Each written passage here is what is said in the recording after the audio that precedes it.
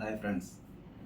మనిషి పుట్టి ఊహ తెలిసినప్పటి నుంచి పుట్టినరోజులు చేసుకోవచ్చు, చేసుకోకపోవచ్చు. కానీ వయసు మాత్రం పెరుగుతూ ఉంటుంది. తనకు వయసు పెరుగుతుందన్న ఆలోచన తనకు లేకపోవచ్చు కానీ, చుట్టుపక్కల వాళ్ళు, అయిన వాళ్ళు పిలిచే పిలుపుల ద్వారా తన వయసుని గుర్తు చేసుకోవాల్సిన పరిస్థితి వస్తుంది.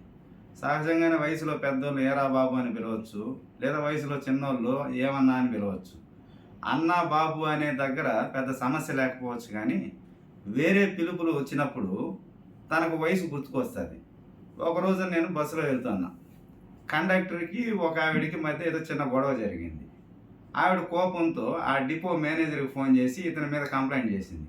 ఇతను భయపడిపోయి, అమ్మా నేను ఇప్పుడు ఏమ్మా అన్నాను, తొందరగా డబ్బులు ఇస్తే టికెట్ కొట్టేస్తా కదా, జనాలు ఉన్నారు కదా, ఆ ఉద్దేశంతో తొందరగా ఇచ్చి కదా అన్నాను, దానికి నువ్వు ఫోన్ చేసేస్తే అట్టండి, నీ కథ చెప్తాను ఉండు అనేసి ఆవిడ బెదిరిస్తూ ఉంది.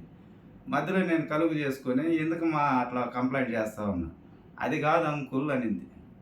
దెబ్బకి నోరు మూసేసిన.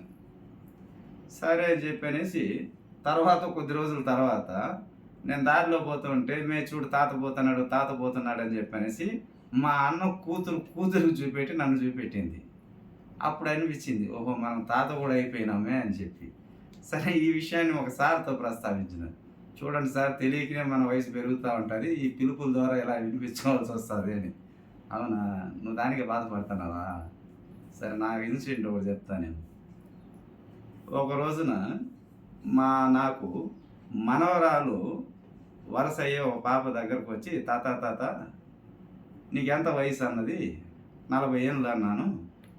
ఎందుకు అడిగినావమ్మా అని చెప్పనేసి ఆ పాపని అడిగితే, ఏం లేదు తాత, మా స్కూల్లో ఏం మెయిన్ రోజులు బడికి రాలేదంటే మా తాతకి పెళ్ళి అందుకని నేను రాలేదన్నాను. వాళ్ళు 60 ఏళ్ళ పెళ్ళి అని అడిగినారు.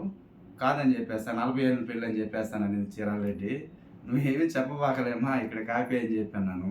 మరి నేను ఎంత ఫీల్ అవ్వాలి చీరారెడ్డి అన్నాను. Okay friends, thank you so much.